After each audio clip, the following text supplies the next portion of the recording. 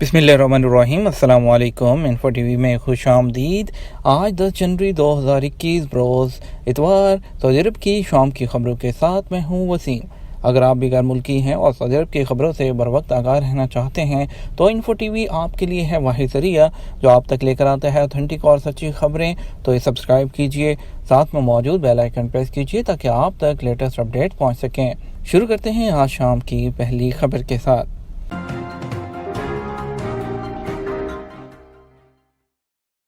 سمندر سے مسافر طیارے کا ملبہ اور انسانی اعضاء ملے ہیں۔ انڈونیشیا کے امدادی کارکنوں کو سمندر میں جو مسافر طیارہ تھا بوئنگ 737 اس کا ملبہ اور انسانی اعضاء ملے ہیں جنہیں نکال دیا گیا۔ فرانسیسی خبرساں ادارے AFP کے مطابق جو وری وجائنا ایئر کے طیارے میں سمیت 62 افراد جو عملے سمیت تھے وہ اس میں 10 بچے بھی شامل تھے۔ طیارہ جو ہے جکارتہ سے پونتیانگ جا رہا تھا لیکن ٹیک آف کے 4 منٹ بعد تباہ ہو گیا۔ ابھی تک طیارے کے حادثے کی کوئی وجہ نہیں بتائی گئی کیونکہ حکام کی توجہ ابھی آپریشن پر ہے۔ جکارتہ کے پولیس ترجمان یسری یونس نے مقامی ٹیلی ویژن میٹرو ٹی وی کو بتایا کہ آج صبح تک ہمیں 2 بیگز ملے ہیں، ایک مسافر کے سامان کے ساتھ اور ایک میں انسانی اعضاء تھے۔ مسافروں کا سامان اور اعضاء بڑے پیمانے پر کیے گئے سرچ آپریشن کے بعد ملے ہیں۔ سعودی ایئر لائن کا قطر کے لیے پیر سے پروازیں بحال کرنے کا اعلان۔ سعودی عربین ایئر لائن السعودیہ نے پیر 11 جنوری سے جدہ اور ریاض سے قطر دارالحکومت دوحہ کے لیے پروازیں دوبارہ شروع کرنے کا اعلان کر دیا۔ السعودیہ نے اپنے ٹویٹر اکاؤنٹ پر ایک بیان میں کہا کہ دوحہ کے لیے پروازوں کی بکنگ اوپن ہے۔ یاد رہے کہ سعودی حکومت نے قطر کے ساتھ تمام بری، بحری اور فضائی سرحدیں کھولنے کا اعلان کیا تھا، جس کے بعد سلوی چوکی کو بھی آمد و رفت کے لیے کھول دیا گیا۔ واضح رہے کہ سعودی حکام نے کہا تھا کہ قطری مسافروں کی سعودی عرب آمد کے لیے PCR سرٹیفکیٹ، 3 روزہ ہاؤس آئسولیشن یا 7 روزہ ہاؤس آئسولیشن کی پابندی ضروری ہوگی۔ PCR ٹیسٹ منفی ہونے کی صورت میں ہی قطری باشندوں کو سعودی عرب آنے کی اجازت دی جائے گی۔ سعودی وزارت صحت نے قطر سے ملنے والی سرحدی چیک پوسٹ سلوی پر میڈیکل عملہ تعینات کر دیا ہے۔ قطر ایئر ویز نے بھی 11 جنوری سے سعودی عرب کے لیے پروازیں بحال کرنے کا اعلان کیا ہے۔ قطر ایئر ویز نے ٹویٹ کیا، پیر 11 جنوری سے ریاض کے لیے پروازیں بحال ہوں گی۔ اس کے بعد جمعرات 14 جنوری کو جدہ اور ہفتہ 16 جنوری کو دمام کے لیے پروازیں شروع ہوں گی۔ ریاض اور دمام سے روزانہ جبکہ جدہ سے ہفتے میں 4 پروازیں چلائی جائیں گی۔ مودی کے خلاف ٹویٹ کرنے پر بھارتی ایئر لائن نے مسلم پائلٹ کو برطرف کر دیا۔ بھارت کی فضائی کمپنی گو ایئر نے وزیر اعظم مودی کے خلاف ٹویٹ کرنے پر اپنے سینئر پائلٹ آصف خان کو ملازمت سے برطرف کر دیا۔ عالمی خبرساں ادارے کے مطابق بھارتی فضائی کمپنی گو ایئر نے اپنے ایک مسلمان پائلٹ کو قواعد و ضوابط کی خلاف ورزی کرنے پر ملازمت سے برطرف کر دیا۔ گو ایئر کے ترجمان نے اپنے بیان میں کہا کہ کمپنی اپنے ملازمین کے سوشل میڈیا سے متعلق بھی ضابطے بنائے ہیں، برطرف پائلٹ اسی ضابطے کی خلاف ورزی کے مرتکب پائے گئے ہیں۔ اس کے علاوہ سینئر پائلٹ آصف خان نے وزیر اعظم کے خلاف اپنے تبصرے پر معافی مانگتے ہوئے ٹویٹر پر لکھا کہ میں وزیر اعظم اور دیگر جارحانہ ٹویٹس کے بارے میں معذرت خواہ ہوں جس سے کسی بھی وابستہ افراد کے جذبات مجروح ہو سکتے ہیں۔ سینئر پائلٹ آصف خان کی ٹویٹ پر کی گئی معذرت کے باوجود گو ایئر نے ملازمت سے ٹرمینیشن کے فیصلے کو واپس نہیں لیا۔ فائزر کی ویکسین کورونا کی نئی قسم کے خلاف بھی مؤثر ہے۔ امریکہ میں ہونے والی تحقیق میں ثابت ہوا ہے کہ فائزر اور جرمنی کی کمپنی بائیو ٹیک کی تیار کردہ کورونا ویکسین کو جنوبی افریقہ اور برطانیہ میں دریافت ہونے والی کورونا کی نئی اقسام کے خلاف بھی مؤثر ہے۔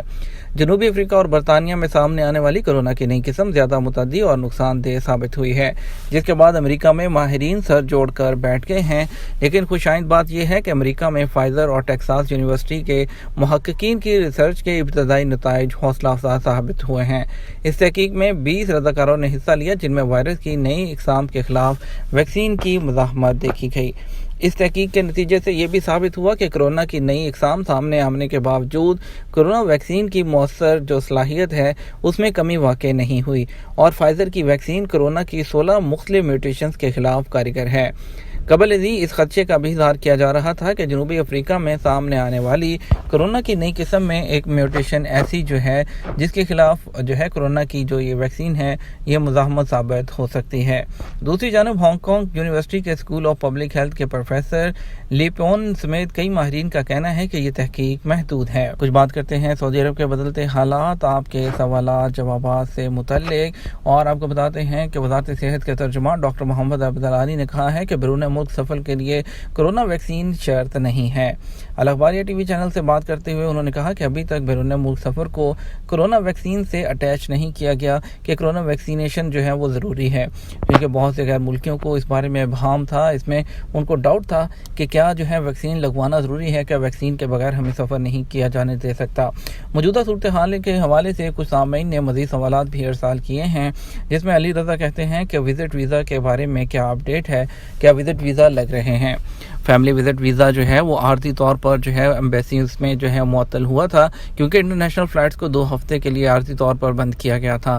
فیملی وزٹ ویزا پہلے کی صورت پر بحال ہو چکا ہے۔ جو لوگ پروفیشن ایسا رکھتے ہیں کہ جن پر فیملی وزٹ ویزا مل سکتا ہے، وہ لوگ اپلائی کر سکتے ہیں اور بالکل مل سکتا ہے۔ اور ان کا یہ پوچھنا تھا کہ فیملی وزٹ ویزا پر کن کن لوگوں کو بلا سکتے ہیں۔ فیملی وزٹ ویزا پر آپ اپنے والد، والدہ جو ہے، اپنے بیوی اور بچوں کو، اس کے علاوہ اپنے ساتھ۔ آپ کے لیے ایک اور انٹرسٹنگ نیوز شامل کرتے ہیں۔ سعودی عرب میں پاکستانی ڈرائیور نے اپنی مرحومہ مالکن کا خاوند ہونے کا دعویٰ کر دیا۔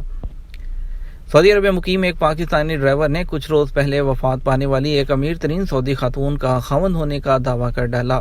پاکستانی ڈرائیور نے مرحومہ خاتون کی جائیداد لینے کے لیے عدالت میں مقدمہ دائر کر دیا، جس میں اس نے موقف اختیار کیا کہ اس کی مرنے والی خاتون سے شادی ہوئی تھی۔ سعودی اخبار اوقات کی رپورٹ کے مطابق ڈاکٹر نے مرحومہ کے خاوند ہونے کے دعوے کے ثبوت کے طور پر نکاح نامہ اور دیگر دستاویزات بھی پیش کر دی ہیں۔ پاکستانی ڈرائیور کا کہنا ہے کہ اس نے جدہ میں مقیم اپنی سابقہ کفیل خاتون سے کئی سال پہلے شادی کر رکھی تھی۔ اس کی وفات کے بعد اس کی جائیداد فروخت کر کے تمام رقم اس کے حوالے کی جائے۔ اس پاکستانی ڈرائیور کا نام ظاہر نہیں کیا گیا، تاہم اس کا کہنا ہے کہ اس نے کئی سال تک اپنی سعودی مالکن کی کفالت میں ڈرائیور کی ملازمت کی، پھر انہوں نے نکاح کر لیا اور وہ مالکن کے گھر میں ہی کئی سال رہائش پذیر رہا۔ تاہم جب اس نے پاکستان میں ایک لڑکی سے شادی کی تو اس کی سعودی بیوی ناراض ہو گئی۔ آخر شدید اختلافات کے باعث اس نے الگ مقام پر رہنا شروع کر دیا، مگر ان کا میاں بیوی کا رشتہ برقرار رہا۔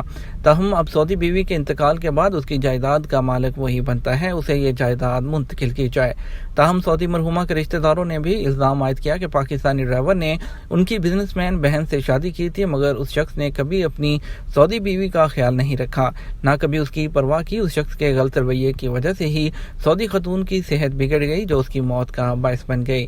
رشتہ داروں کا کہنا تھا کہ وہ اپنی بہن کی موت کا ذمہ دار پاکستانی ڈرائیور کو ہی سمجھتے تھے اور اس پر ناروا سلوک کے حوالے سے جلد مقدمہ چلانے کا ارادہ رکھتے ہیں۔